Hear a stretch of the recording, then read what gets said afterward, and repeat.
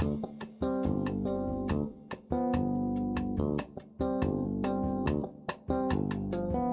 aí pessoal, meu nome é Daniel Ibaldo, RU 2735213. Nós fizemos parte do curso de História na Uninter. Boa noite pessoal, meu nome é Felipe, RU 240-6909 e esse é a apresentação do nosso estágio híbrido do ensino médio. Nós vamos falar então sobre expansão marítima nesse nosso primeiro vídeo. Nós vamos até o descobrimento do Brasil e consecutivamente também da América, certo? Então nós vamos falar aqui sobre a expansão marítima. A expansão marítima se deu quando os países começaram a se formar na Europa, e dos primeiros países que se formaram foram Portugal e Espanha, que é conhecido como a União Ibérica.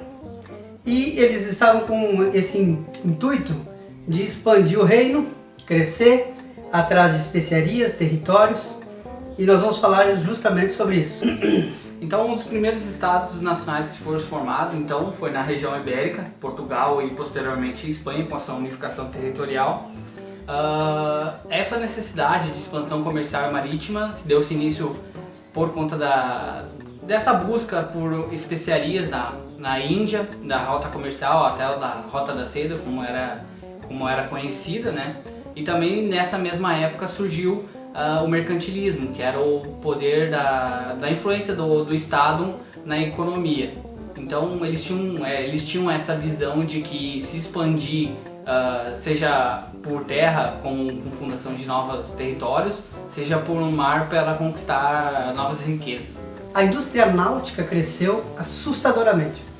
Começaram a inventar o astrolábio, a bússola, as técnicas de navegações e começaram a se arriscar um pouco mais.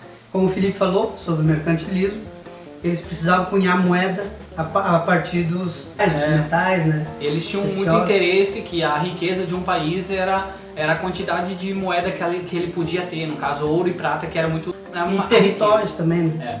Então, com essa crescente da indústria náutica e a localização que para Portugal e Espanha era maravilhosa, porque eles ficavam na entrada do mar Mediterrâneo, eles tinham toda a costa do Atlântico e também estavam próximos do norte da África. E justamente nesse norte da África, em 1415, é aquela famosa batalha onde Portugal toma a cidade de Ceuta, dos mouros, né? Quer falar um pouco a respeito? Os mouros então eram, como o pessoal já conhece, eles tinham descendência islâmica. Então Portugal, ao tomar da entrada da ilha de Ceuta, ele dá início à conquista da parte da entrada do Mediterrâneo. Até então era controlada por Estados-nações da Itália. Então a Itália tinha aquele controle da entrada do Mediterrâneo. Então eles conferiam todas as mercadorias que entravam e saíam. Então Portugal via por aquela rota muito complicada, porque eles ainda tinham que pagar aquela rota e às vezes era muitas vezes impedida de livre acesso, né? Então eles cobravam por aquela entrada e saída por aquela rota, né? E quando eles tomam a cidade de Ceuta, eles ficam com o Estreito de Gibraltar, que é o acesso ao Mediterrâneo. Então eles também podiam bloquear o que a cidade de Gênova, as cidades-estados ali, né? Veneza, aquela circulação não podiam ter o livre acesso no Estreito de Gibraltar. Então eles começam a ter acesso ao norte da África. E aí eles começam a fazer as navegações, como nós temos anotado ali, de cabotagem, que eles não se distanciavam muito da costa. Por que eles não distanciavam? Porque eles tinham muito aquela ideia de que a Terra era plana, que se tu navegasse muito além do estreito, tu podia simplesmente cair no abismo, né? Aí havia uns mitos de sereias, de kraken, que era toda aquela história de monstros do mar e tudo mais, águas envenenadas e tal. Então tudo isso começou, eles tinham esse medo de conquistar, de ir além, de saber o que tem ali. Com essa conquista, com a conquista de Ceuta, eles começam a ir um pouco mais além, e já ali no ano de 1434, eles dobram o Cabo do Bojador, achando que talvez até já tinham dobrado o continente africano, mas ainda não. Em 1479, eles têm o Tratado de Alcaçovas. O que é esse tratado? É onde o mundo é dividido em norte e sul. das Ilhas Canárias, onde Portugal tinha conquistado, para o norte seria a parte da Espanha. E das Ilhas Canárias ao sul, que divide mais ou menos o mapa mundi no meio, seria a parte dos portugueses. E aí Portugal começa a avançar e muito. Por isso que o Felipe vai falar sobre 1488, que é quando dobra o Cabo das Tormentas. Então, no ano de 1488, Portugal se lança uma expedição para fazer eles circulam todo o continente africano e assim então Bartolomeu Dias, no ano de 1488, dobra o Cabo de Boa Esperança, que é a junção do Oceano Atlântico com o Índico, e assim firma uma nova rota comercial para as Índias, ou seja, Portugal conseguiu uma das poucas façanhas que levariam ele a seu boom econômico uma hegemonia quase, né? Porque eles conseguiram fazer uma rota comercial nova que somente eles sabiam e que Dom Pedro conseguiu a todo custo manter sob segredo. E esse Cabo das Tormentas foi trocado então quando conseguiram contornar ele, o nome para Cabo da Boa Esperança. E aí começa então uma nova rota para as Índias. Depois disso, nós vemos que a Espanha começa a ver que Portugal se destacou demais. E a Espanha também queria chegar às Índias. Mas de que maneira?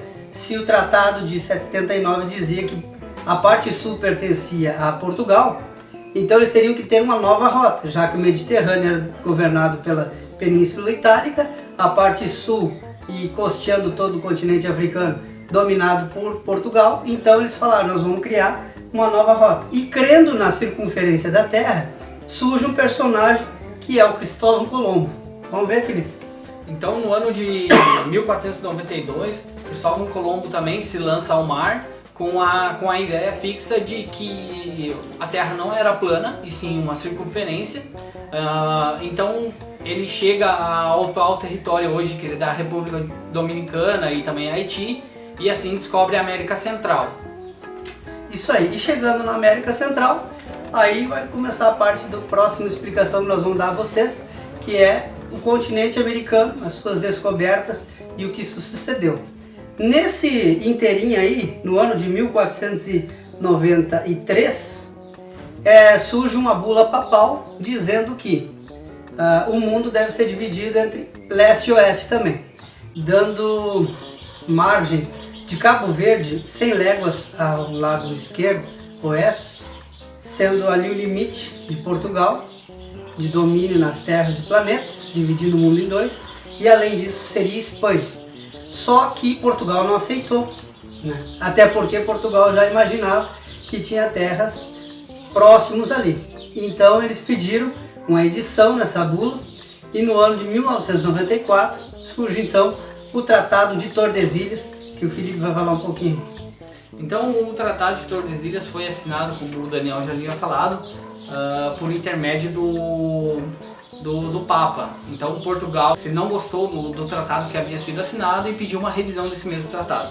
Então, o que foi combinado entre Portugal e Espanha, lembrando que Espanha, prevendo que esse conflito armado poderia causar na região, o gasto que ele teria com uma possível guerra na região, aceitou a negociação. Então foi feito um Tratado de Tordesilhas, que é amplamente estudado hoje no ensino médio, ensino fundamental, a divisão de novas terras que seriam, além da ilha de Cabo Verde, seriam 370 léguas a oeste da ilha, até então dominada por Portugal.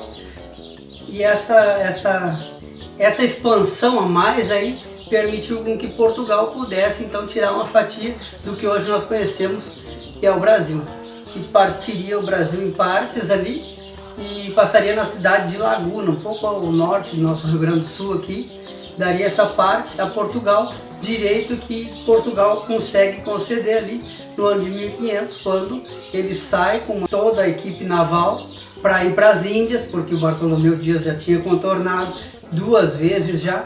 Então no ano de 1500 ele sai para fazer essa viagem até as Índias, mas já com a intenção de alcançar essas léguas e descobrir as terras que hoje seriam as terras brasileiras.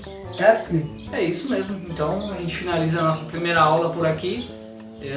Falando da expansão, né, do mercantilismo, onde começa todas essas navegações. Na próxima aula nós vamos estar falando sobre como foi dominado a América aqui, inclusive como se tornou o nome do nosso continente, América, por causa de Américo Vespúcio. Certo, pessoal? Muito obrigado, eu agradeço.